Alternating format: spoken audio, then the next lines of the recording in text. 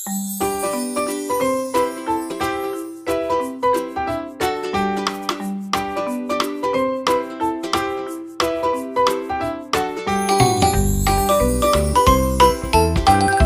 दोस्तों, आप सभी को इस नई कहानी में आपका स्वागत है। उम्मीद है आप सभी सकुशल होंगे। उसने कहा, पी लीजिए महोदय। उनको पिलाने के बाद उसने उनके ऊँटों के लिए पानी भर दिया, जिससे उनकी प्यास बुझ सके। अब्राहम और सारा बूढ़े हो गए थे। उनका इकलौता बेटा इसहाक था, जो कि उनके बुढ़ापे का सहारा था। अब्राहम ने अपने सबसे प्रिय नौकर को बुलाकर कहा कि तुम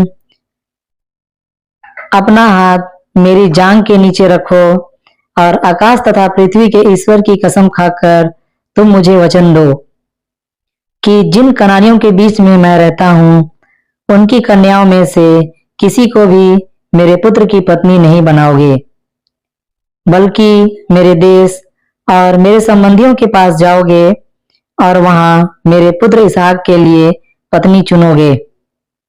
इस पर नौकर ने कहा, हो सकता है वहां कोई ऐसा ना मिले जो उस देश आना चाहती हो, तो क्या मैं आपके पुत्र को ले चलूं, उस देश ले चलूं जिसे आपने छोड़ दिया है? इब्राहिम ने उत्तर दिया, तुम मेरे पुत्र को कदापि वहां लेकर नहीं जाना। इब्राहिम ने उत्तर दिया, तुम मेरे पुत्र को कदापि वहां लेकर नहीं जाना। प्रभु आकाश और पृथ्वी के ईश्वर ने मुझे मेरे पिता के घर और मेरे कुटुंब के देश से निकाला और शपथ लेकर मुझसे कहा है कि वह यह देश मेरे वंशजों को प्रदान करेगा। वही प्रभु तुम्हारे साथ अपना दूत भेजेगा, जिससे तुम वहां से मेरे पुत्र के लिए पत्नी ला सको। यदि तुम्हारे साथ कोई स्त्री चलने के लिए तैयार ना हो, तो तुम अपनी इस शपथ से मुक्त होगे। इसके बाद सेवक अपने स्वामी के ऊँटों में से 10 ऊँट और अपने स्वामी की सब प्रकार के सर्वोत्तम चीजें लेकर उत्तरी मेसोपोटामिया के नाहोर नामक नगर के लिए चल पड़ा। वहीं पहुंचकर उसने नगर के बाहर एक बावड़ी के पास ऊँटों को बांध दिया। संध्या हो रही थी। नगर की स्त्रियां उस समय वहां पानी भरने आया करती थी। नौकर ने कहा, प्रभु मेरे स्वामी इब्राहिम के ईश्वर, आज मुझे सफलता प्रदान कर। कृपया मेरे स्वामी इब्राहिम पर दया दृष्टि कर। देख, मैं इस जल स्रोत के पास खड़ा हूँ। नगर के निवासियों की पुत्रियां पानी भरने यहाँ आने वाली हैं। ऐसा कर कि मैं जिस कन्या से कहूँ कि तुम अपना घड़ा उतार दो और मुझे थोड़ा पानी पिला दो, और वह बोले कि पी लो, और तुम्हारे ऊँटों को भी पिला दूंगी, वह वही कन्या हो जिसे तूने अपने सेवक इसहाक के लिए चुना है। इससे मैं समझूंगा कि तूने मेरे स्वामी पर दया की है। वह ऐसा कह ही रहा था कि कंधे पर घड़ा रखे रिबेका वहां आ गई। वह इब्राहिम के भाई नाहोर की पत्नी मिल्का के पुत्र बतूएल की पुत्री थी। वह कन्या अत्यंत सुंदर थी। वह पौड़ी में उतरी और अपना घड़ा भरकर बाहर आई।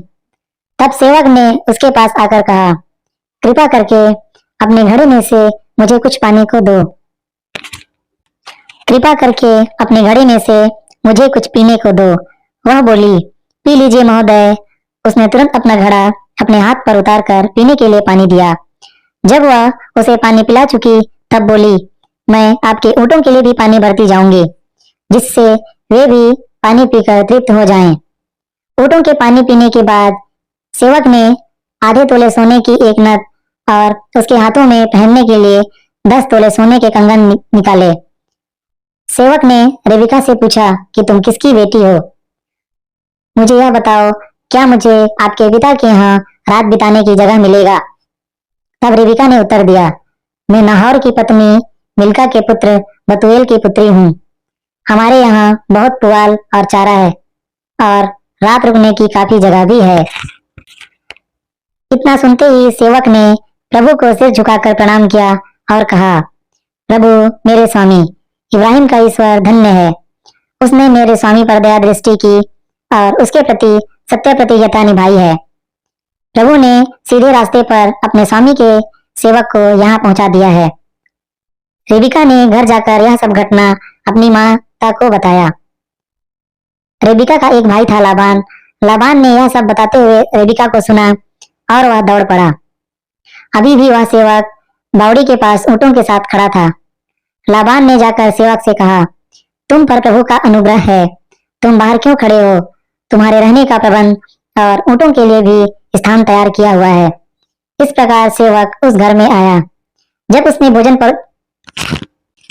उसे भोजन परोसा गया, तब सेवक ने कहा, जब तक मैं अपना संदेश न सुना लूं, तब तक मैं भोजन नहीं करूंगा।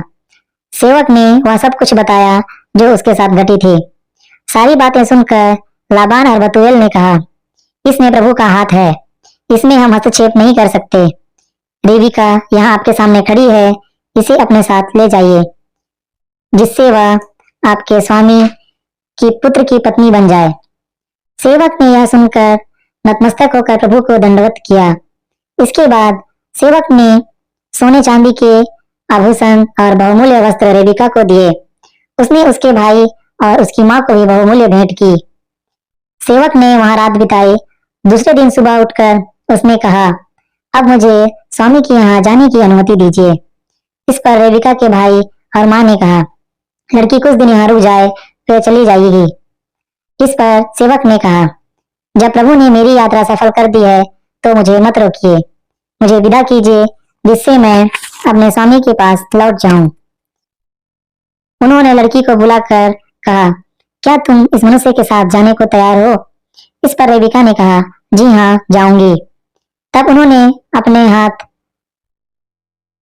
अपने भाई अर्थात सेवक के साथ अपनी बहन सेविका को उसके परिजनों के साथ जाने दिया। इसहाक लहरोई नामक कुएं से लौट रहा था, क्योंकि उस समय वह नेकेब प्रदेश में रहता था। इसहाक संध्या समय खेत में टहलने गया। उसने आंखें उठाकर ऊँटों को आते देखा। रेबिका ने भी आंखें उठाकर इसहाक को देखा। उसने ऊँट से उतरकर सेवक से पूछा, जो मनुष्य खेत में हमारी ओर आ रहा है, वह कौन है? सेवक ने उत्तर दिया, यह मेरे स्वामी हैं। इस पर उसने पल्ले से अपना सिर ढक लिया। सेवक ने वह सब कुछ इसहाक को बताया जो कुछ उसके साथ घटी थी। इसहाक रेबिका को अपनी माता सारा के तंबू में ले गया और उसने विवाह किया और वह उसकी पत्नी बन गई। इसहाक रेबिका से प्यार करता था और उसे अपनी माता के देहांत के बाद सांत्वना मिली।